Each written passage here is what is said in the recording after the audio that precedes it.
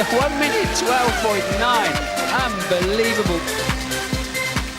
A week's a long time in Formula One. The Schumachers are all brotherly cuddles and giggles again. I expected it to be tight, but to beat Michael here after the test we have seen from them was very difficult. It is good for him to have his first pole position on his birthday. People always tend to think now, yeah, that was a kind of present I made to him, but this will be stupid because he made it because he was faster than me. An all-Schumacher front row for the French Grand Prix. Ralph's first pole. We're at Manicourt. It is round 10 of F1 2001. Home race for the experienced and very popular Jean Alesi. He's welcomed us to his hometown of Avignon to explain what drives him on at the age of 37. Hello there, race day at Manicourt. Good afternoon to you. Beautiful day as well. Big crowd inside here. Temperature 26 degrees and rising. Tony Jardine with me as always. Hiya, Tony. Special guest, Ross Brawn, Technical Director at Ferrari. Thanks very much for popping in. I know it's a very busy time for you. Your man, Michael Schumacher, what, 9 out of the last 13 he's won. Do you fancy him again this afternoon? Yes, of course. I mean, people keep asking me when do I think Michael's reached his peak. But when you see performances like Nürburgring, there's still a lot to come. So I certainly haven't seen the downside yet, so there's every chance today.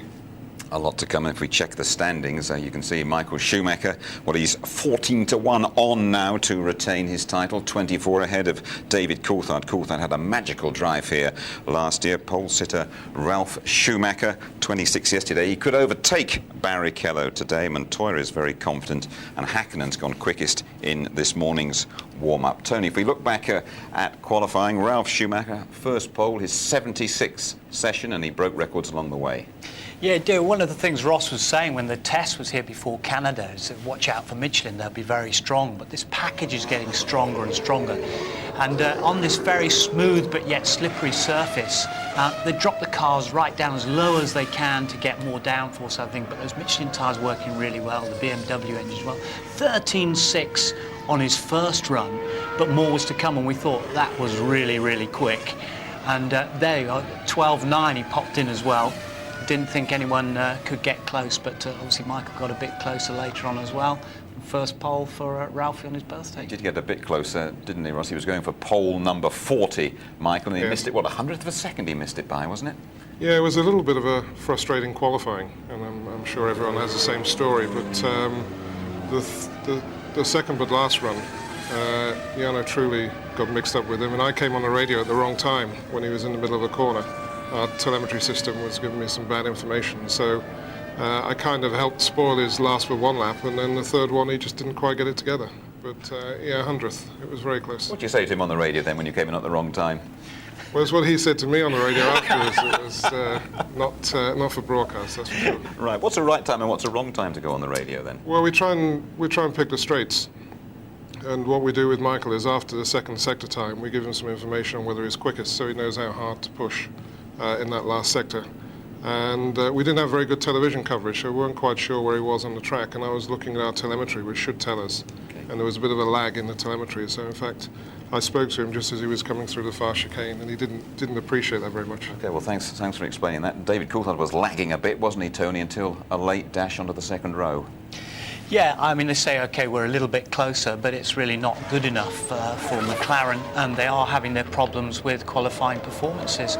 David did come across on his third run some gravel thrown onto the track by another car, and he said that would have definitely been my fastest run. They say they know what they've got to do. We've got to go away and do it, and we suspect they'll be a bit closer to Ross's boys by Silverstone. Well, you shouted in Michael's ear, and that didn't help him too much. What happened to your other man, Rubens Barrichello? Worst qualifying? Is it 14 races since Spa? Yes, it's not a happy day. We came here with a new tyre, a new Bridgestone. After the test, it was clear we weren't competitive enough. So Bridgestone brought a new compound, and Rubens wasn't sure about it. He wasn't completely happy with it. So in fact, he started yesterday morning with the old tyre, and then at the last minute decided to go with the new tyre. And he didn't get the car right for qualifying. We just didn't have enough time to get the car balance correct. But he's much happier this morning. He's quite pleased with the car this morning. So if he can get a good run in the race, I think he'll be very competitive this afternoon. Let's just talk about Michael and his relationship with younger brother Ralph. Are you starting to feel a little bit sorry for him, perhaps, that everybody now seems to be focusing in on that? Well, it's good media. I mean, they're two competitive racing drivers. Undoubtedly, being brothers, that has a bit of an influence over their races. You know, they're racing against each other. They're not going to push it. It's not going to be a do-or-die effort from either of them. So it has a bit of influence, and it's good media. Ralph, I must say, has come on a long way, because 2 or 3 years ago, I really didn't see him getting where he is today, because he was very ragged. He was trying too hard. But joining Williams has really settled him down, and he's a superb driver. Well, we just saw last week's race. This is here last year, and Michael doing a number on David Coulthard. Are you absolutely happy with the way he starts races? It's tough. I mean, I'll say I support my driver totally. So you're not going to get anything out of me to say that it's not. But it's tough tactics, I agree. Bullying tactics? Very strong, very strong. But the guys at the front are very strong. The reason they're there is they're very strong. You don't get weak people at the front of a Formula 1 grid, so it's a tough business. And do you go along with the theory that Michael would only do that to certain drivers? I mean, if it was a Villeneuve or a Coulthard, perhaps a Montoya, he wouldn't have done what he did last week to Ralph? Or was that nonsense? I don't know how you judge that. I mean, some of those guys have not been at the front of the grid for a while, so it's not easy to say. But I don't know how you judge that. I mean, it's not just the start. If you look at a whole race, you get lots of situations where drivers will push another one to the limit. And they find it's part of their psyche, it's part of their build-up for drivers to know whether they're an easy touch or whether they're going to be tough. But of course there's limits. So a driver doesn't want to be seen as an easy touch, but equally he's got to put as much pressure on as he can. So it's all part of the challenge of racing each other. One of the great reasons for your success, for Michael's success, Ferrari's success, has been reliability, but you're a little bit unreliable here last year, I seem to remember. Yes, we had, well, we were going through a period when we had difficulties with the tyres. We weren't using the tyres as well as McLaren were, and we were overheating the tyres. So during the race, Michael started to suffer from heavy tyre decay, particularly at the rear. So he was being challenged first by David, and then he was being hassled by Mika, and ultimately had an engine failure, which is not related, but it was one of our few retirements last year. So I hope we can do a bit better today. I know our time is up. I know you've got to go at 1:15, but just one final question for you. Are Ferrari a more relaxed team all round this year, now that Michael Schumacher has won that World Championship for you? It was going to be very interesting to see. I mean, people speculated that once we'd won the championship, it was all going to deflate. And I've been really pleased with the approach of everyone, because getting that championship out of the way has definitely helped. Everyone is just a little bit calmer, a little bit more relaxed. They know they can do it. We had 3 years of losing it at the last race, and that was tough. So we've done it now, it's behind us, and the team are performing superbly, and everyone's just a little bit more relaxed, but still very competitive. And I guess now it's fear of failure rather than having to win the championship. We finished second 3 years, we know it's not very nice, and we want to win the championship again, and the choice is finishing second or first, and everyone on the team wants to win. You've got to dash back over there and get on with your work, haven't you? Thanks very much indeed for joining us, and thanks for your help during the races as well, telling us what's going on. OK, Tony, you just chat us through the grid to you as Ross makes his way. Well, Schumacher versus Schumacher again for the 4th time on the grid this year. I owe him one, says Ralph, about his big brother's squeeze from last week. McLaren's a bit close to the front, but still not a great qualifying performance. They won't be happy with that. Truly happy with his car, said we made a real step forward, 5th place on the grid. Montoya said he was blocked by a lazy. In Frentzen, he said he had a blockage, and we were talking about Barrichello before, he could not get the setup right. Villeneuve, I got the maximum out of the car, he said I pushed as hard as I could. Now the Frenchman, Panis, back there, he said, well, car was worth 7th or 8th on the grid, we didn't do it justice. De La Rosa next to Kimi Räikkönen on the grid. Bertie had a couple of big spins in qualifying. Fisichella, the evolutionary package of the engine and the aero, not quite together yet at the moment. Jenson Button admits that he didn't adjust the differential for his last 2 runs. The car was therefore tail happy. A lazy setup not right. Very disappointed in front of his home crowd, the worst qualifying this year. Marquez had problems upshift and downshift, but still 22nd on the grid. Right, then let's talk to Michael Schumacher. He upset his brother, as we've heard, by squeezing him close to the wall at the Nürburgring at last week's European Grand Prix. But another win here, and you can just about close the book on the Drivers' Championship. James Allen reporting.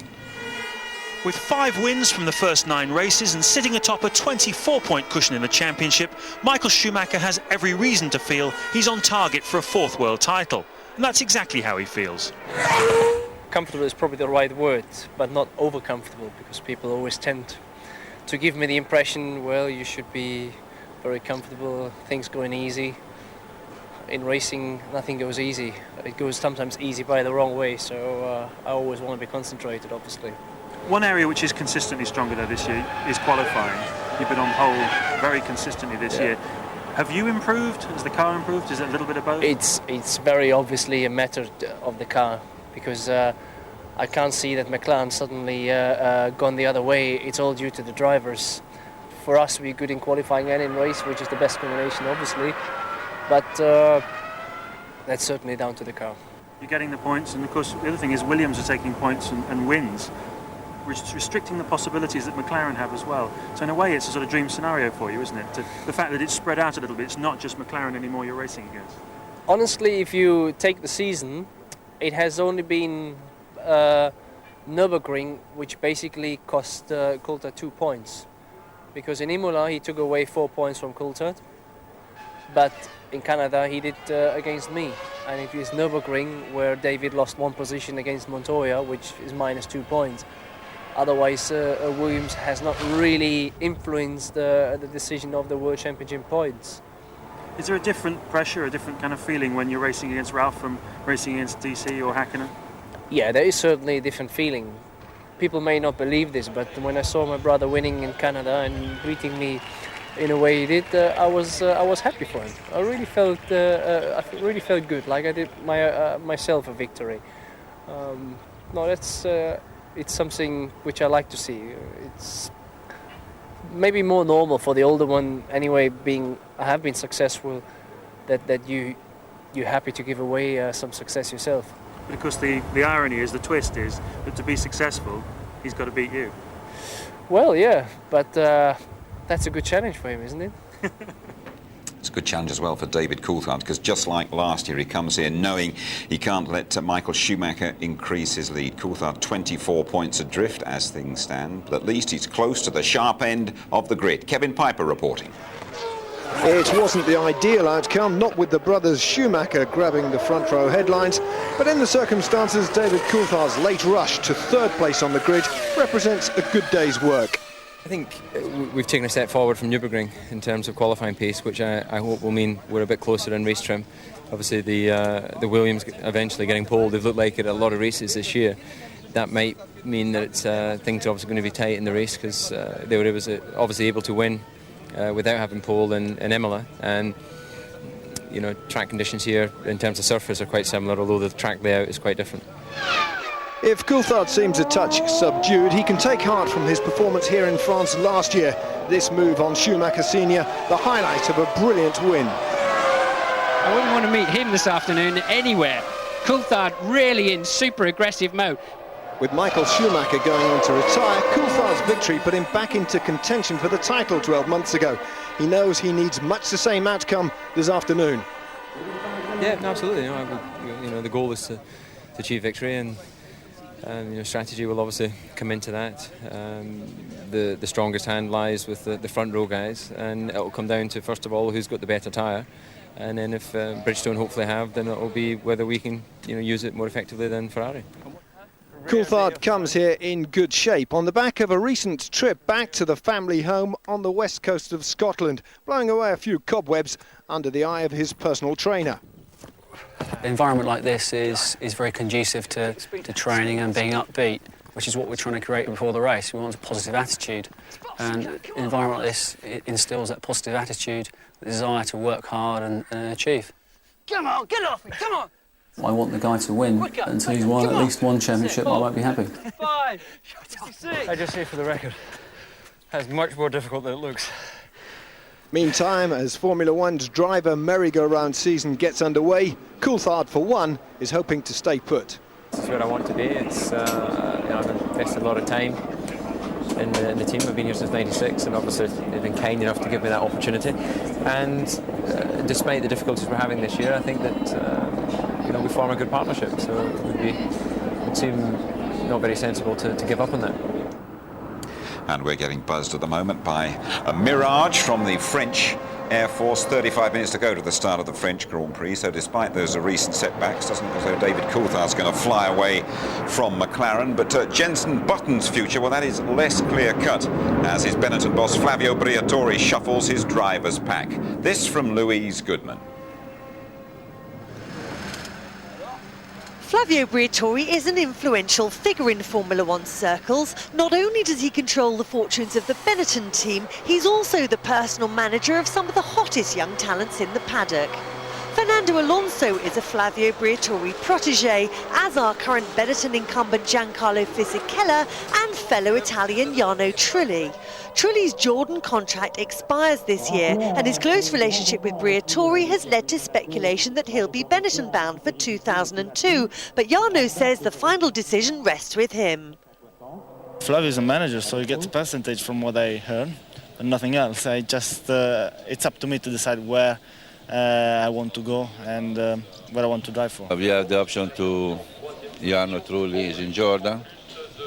We don't know yet, honestly. It's not simple to decide, and we need to talk with Eddie as well what he wants to do, and you know, we need to try doing the best for the team and for the driver as well. Plus we have two young drivers like Alonso and Mark Webber in the line as well. See what happens. We need to see what happens in the next 2 weeks, and we decide. Giancarlo Fisichella has done a good job for the team this year, regularly outperforming Jenson Button. It has been mooted that Button will swap places with Jarno Trulli, but Eddie Jordan doesn't see that as a likely option. I don't see that happening. It's not, I don't believe in, certainly it's not in Jarno's interest, and at this moment in time, as I say, the continuity is of importance to us, and the dialogue that's been built over the years is important to maintain that. Jarno is on top of his game. He's a super young boy, and we'll do everything we can to keep him. Jenson Button, meanwhile, is just pleading ignorance. I don't know anything about what's going on there. Yeah, I've spoken to other teams, but nothing serious or anything like that. You know, just a normal chit-chat, as everyone does, but nothing serious in it. Definitely not. I'm here next year at Benetton, and that's pretty much all I know. But what of his long-term future? After all, Jenson is still under contract to the Williams team. In 2003, it says that I'm in Williams. I'm in a Williams car with BMW. But anything can happen in Formula One, and it normally does, as Murray would say. Indeed he would. What about Jenson? Where do you fancy the cards are going to fall for him? Well, it is very much the call of Briatore, because he's stacking the cards, but I think, you know, he's ultimately owned by Frank Williams, as he said, and I think Frank is sitting very, very pretty. He can look at the performance of Montour and Button over the next year and retain any one of those two and put them in the Williams car. Right. You mentioned Flavio Briatore there, a man whose lips you have to watch very, very carefully to get the true meaning.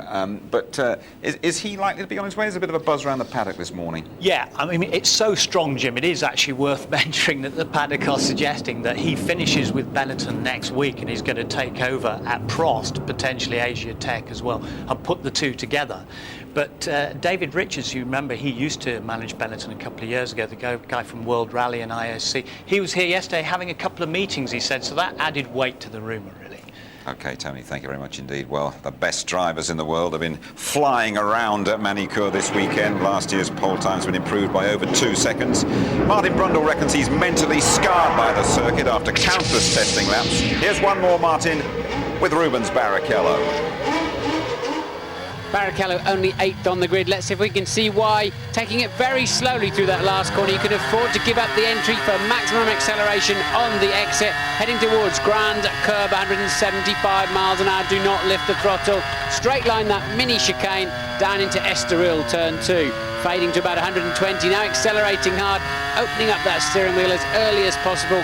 Now a nice, clean, clear, easy line down the back straight, 185 miles an hour into Adelaide hairpin. And we've locked the right front. Cadence braking, trying to get it in. We've missed the apex. Barrichello going up through the gears now, thinking I've trashed this lap already, just 23 seconds old, but carry on anyway through Nürburgring chicane. Nice clean line, bring it in early then for 180 corner, hug the white line, use the curb to suck the front of the car in. On fresh tyres in qualifying, no traction problems through the right and left sweep as you're heading towards Imola chicane, 180 miles an hour. Come down one gear, sweep down the hill, left-hand curb, bring it to the left immediately for Chateau d'Eau. 55 on the apex, a long time to get the nose in, but a lot of extra grip through the exit, and you can get power on early, up to 165 miles an hour before the chicane. Bounce across the curves, but not too much. Good there for Barrichello. This time attack the entry to the final corner, over the line, but only P8. Very difficult lap, that one for Rubens Barrichello. Worst start for 14 races, as Ross Brawn has confirmed. That fellow's going to be going away in a couple of minutes' time. We hope it is enhancing your enjoyment of our build-up to the French Grand Prix. A lot of attention on the pole sitter, on Ralf Schumacher. I think Kevin Piper has some news of him. Kevin. Thanks, Jim. Yes, all this talk of possible fireworks involving the Schumacher brothers at the start means the Williams boys here are going to be on their toes right from the word go, because if there is a coming together at the start, the spare car is not set up for Ralf. It might surprise you to learn that the policy here is to alternate between races. Ralf had the spare last week in Germany, so this week it's Montoya's turn, even though he's back on the third row. So as I say, if there is a significant coming together, these mechanics could face their own race against time to get the spare ready for Ralf. Thanks very much indeed to Kevin. There we are then. David Coulthard. Well, we're all lucky enough really to be travelling around the world. Part of those big crowds watching Formula One. Our regular companions are the written press, battling for those exclusives. Well, Beverly Turner has been kicking around with a British hack pack. They say F1 racing is one of the most competitive sports in the world. Well, it's nothing compared to the rivalry that surfaces when you put a bunch of English journalists against their German counterparts and add one of these. Is he playing left back or left back? This weekend, the press relieved a bit of pre-race tension with some sport of their own. It doesn't matter that our lads actually lost 6-1. It's all part of the F1 circus that they endure all season. Tell me about the sort of lifestyle that you guys lead, because I know you're away for a lot of the year. Is it always fun, or is it often really hard? It's a combination of both. We do have fun, we make fun, but you're away from home for so long. It would get very tedious if we didn't try and amuse ourselves in some way, because it is a marriage-threatening kind of lifestyle where you have no real social life at home, because we travel so often. From Monaco to Melbourne, the gruelling F1 season unfolds in front of an audience of billions, taking in 15 countries and 5 continents over 32 weeks, that's 224 days. The British press spend most of that time immersed in the world of F1, bringing the stories to you at home and getting inside the minds of the drivers. It's a relationship that works surprisingly well. It's one of the best seats in the house. You know which segment of the British press you could trust with an off-the-record comment, and you know the ones that you wouldn't entertain, you know, preferably at sort of double arm's length would be the preferred distance, but we're all different, and in the same way that they probably like some drivers and don't like others, then that's just human nature. Do the journalists on the F1 circuit, would you say they have a hard life? They're taking the if they say that. If they say they do, they swan over business class, get lifted to the circuit by Jaguar or Mercedes or whoever, and then they sit in the press room and all they do is copy the press releases. I think that's him being controversial. I do his column in the Sun newspaper, and he's always got something to say. That's why we use him. I mean, he's great, and he'll wind people up as well. Now, we saw you at the football. Is that normal on these sort of trips? Do you get to do more? No, this is one of the more relaxed ones. Although these days, with everything being so high-tech, the drivers are in briefings hour upon hour, that you do spend a lot of time waiting around, or you have to have interviews planned. And then as a way of relaxing after a long day, then various fixtures are set up. Like all of us at the end of a hard day, our British journalists abroad like to relax with a few drinks and a bite to eat. And tonight it's courtesy of Mercedes-Benz. Our team is British and German, as you know, and so we take care of the British as good as we can.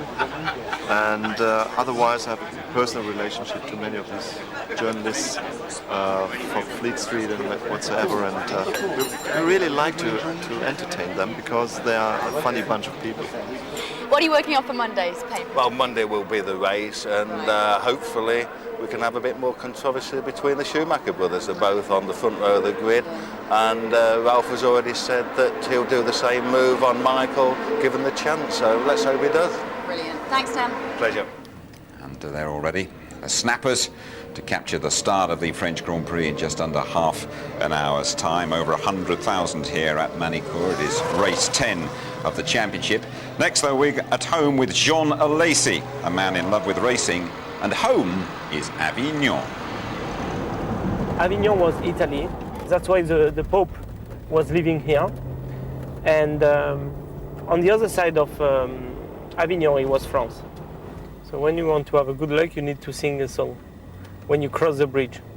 Sur le pont d'Avignon, on y danse. Sur le pont d'Avignon, on y danse tous en rond.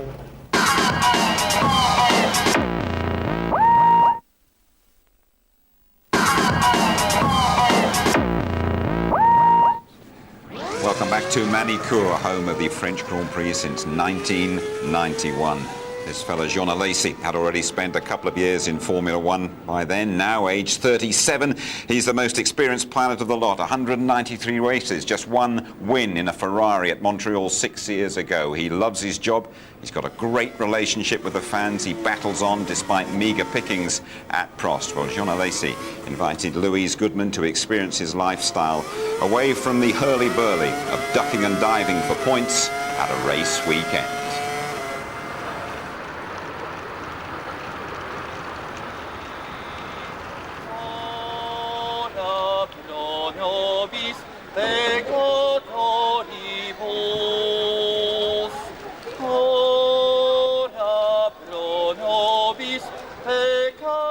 On the banks of the Rhone in southern France lies the historic city of Avignon. Back in the 14th century, the walled city was the home to the head of the Roman Catholic Church. For the past 37 years, it's been home to Jean Alesi, another man with Italian connections. Avignon was Italy. That's why the Pope was living here. And on the other side of Avignon, it was France.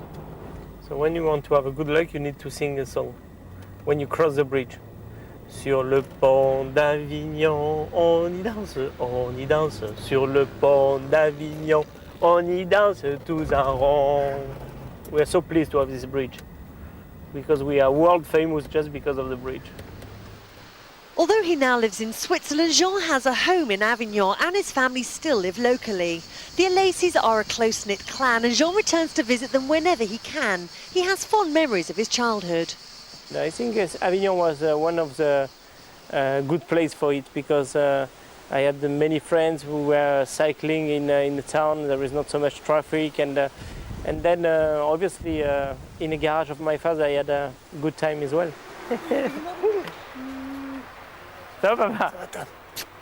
My parents are from Sicily and they arrived in Avignon in 1959. So slowly we grew up here. When I said we, because my father was just a body worker, and slowly he built the carrosserie, and we are really proud of that because he showed us with just the work you can go everywhere. My mother was helping my father, so they worked together, and when we were coming back from the school, we were spending the time in a carrosserie, and it was great. I had my karting, I had all the toys to play with. Since the early days of his racing career, Jean has always celebrated his victories at the local cafe. His successes have been a source of much pride to the locals. I feel French because I grew up in France, I learned French, and it's the way it was. But I have all my family Italian, except my wife, Japanese. She's here actually. I've been really lucky to find Kumiko for many reasons, but the first one is we are from a different world, different countries. She's from Japan, and we have two children, Giuliano and Elena, and that is great, really great.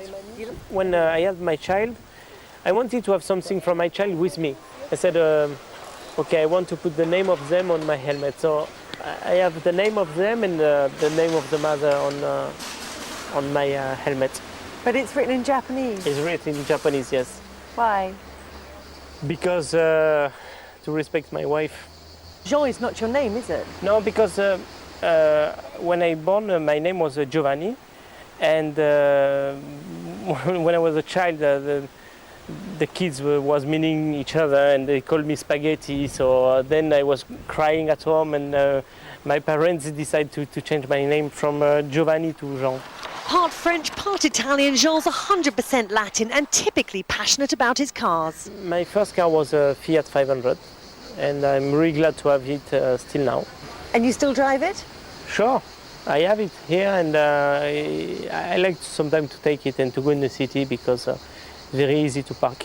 And what about your other cars? How did you start your collection? So I start the collection not like someone who wants to have cars to show, but just to enjoy. So that's why I have this old Rolls Royce, because when I want to be romantic, when I have my head to be free for it, I take Kumiko to eat in some restaurants outside Avignon with this car. When I want to scare my grandmother, I take the F40 and I say to her, I'm sorry, grandmother, I had only this car. So when she sits, I do 2 or 3 kilometers in first gear, very slowly. And when we are on the bridge, I go full power and she's screaming, my heart! And I like that. The Porsche, that was a gift I did for Kumiko when she was 25. That was a birthday present. It's not just cars that you have either. I think the other thing that not many people know about you is that you are actually Grand Prix driver and vineyard owner. Yeah, it's very similar of what I'm doing with my job. It's a lot of passion, a lot of expectation. Sometimes you can be very lucky if the weather is fine. Sometimes you cannot control everything, you know, because the weather makes the wine good or not. And I like this idea. Just down the road at his parents' house, Jean's mother has lovingly amassed a vast array of her son's racing memorabilia. Voila.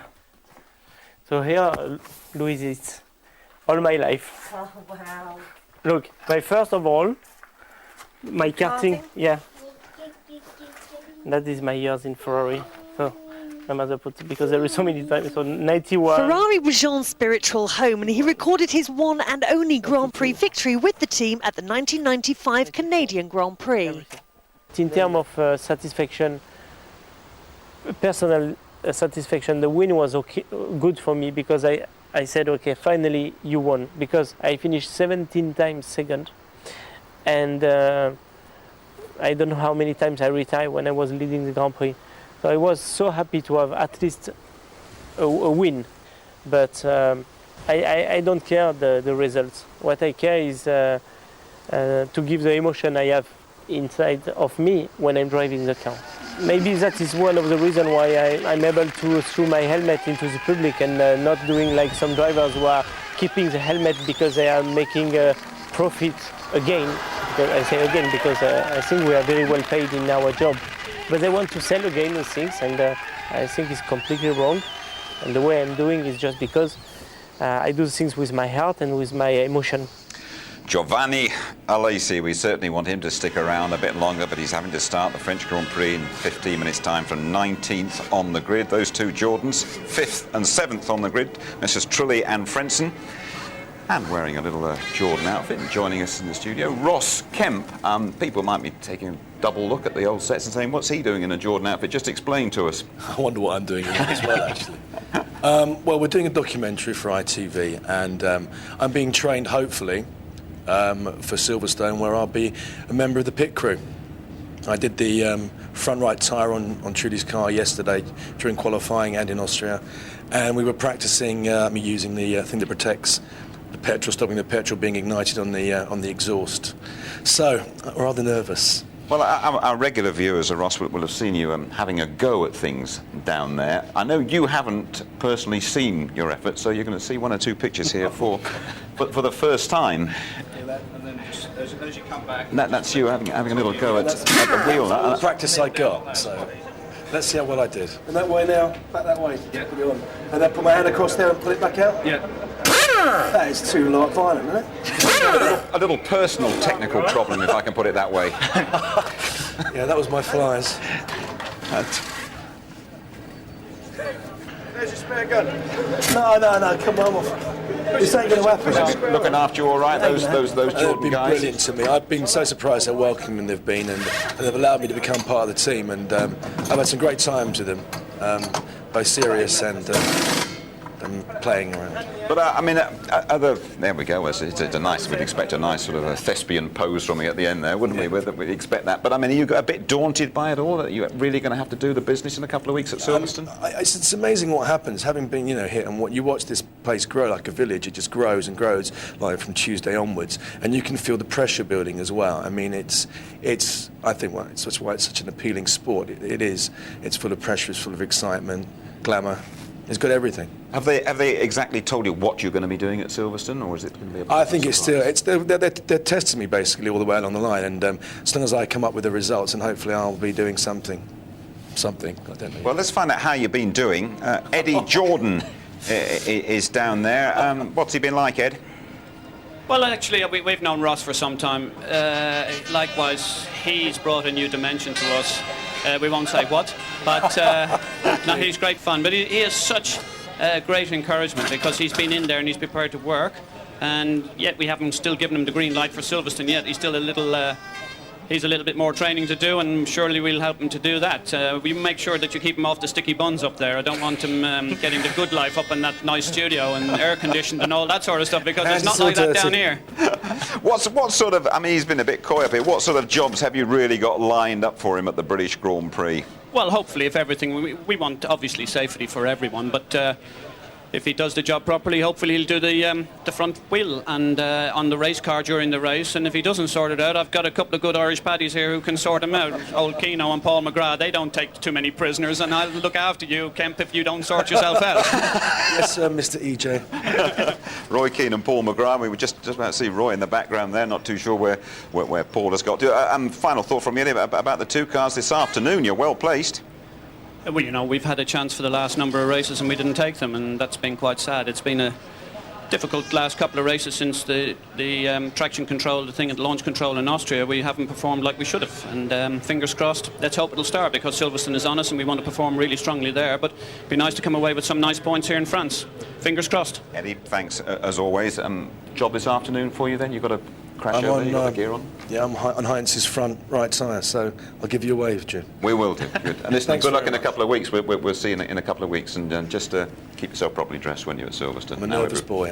Everyone's watching. Okay, Ross, thank you very much indeed. Okay, Silverstone next in a couple of weeks. We actually got a little competition for you that we've thought out. Of course, it's Murray Walker's last Silverstone commentary, and we're wondering about a few banners that you might have sorted out for Murray. In fact, we're going to award a prize for the best banner. I understand 1 or 2 tickets are still available, and we will give a special signed Murray Walker print and awarded on the day, on qualifying and on the race day itself.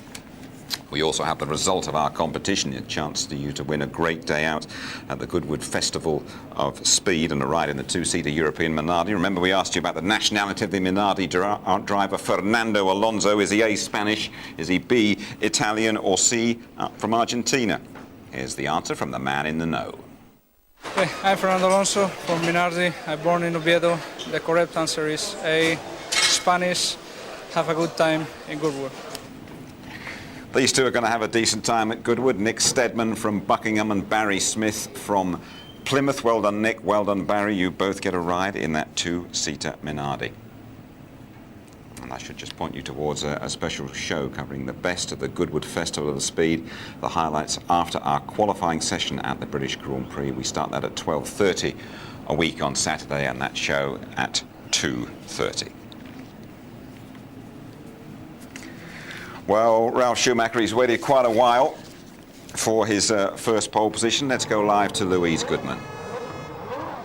Yeah, they've made a few changes down here, Jim. Now, this is where the drivers used to exit the pit lane. As you can see, it leads on the main straight it leads onto the circuit right at the end of the main pit straight. Now, that was deemed to be a bit dangerous, so this new section has been built. It follows the line of the track around the outside of the first corner and rejoins it at turn 2 instead. Now, it's met with mixed opinions from the drivers. Some like it and some don't. We had a lot of pit lane exit controversy last weekend at the Nürburgring. Let's hope all goes well here this weekend.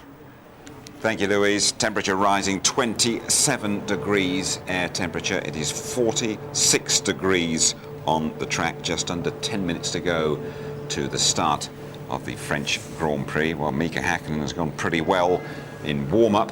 Had a miserable season so far. He's never actually won in France. Will it be his turn at last?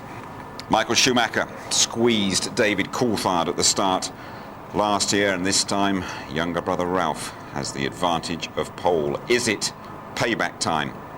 Right behind the Schumachers, David Coulthard really needing a burst of his special manicure magic.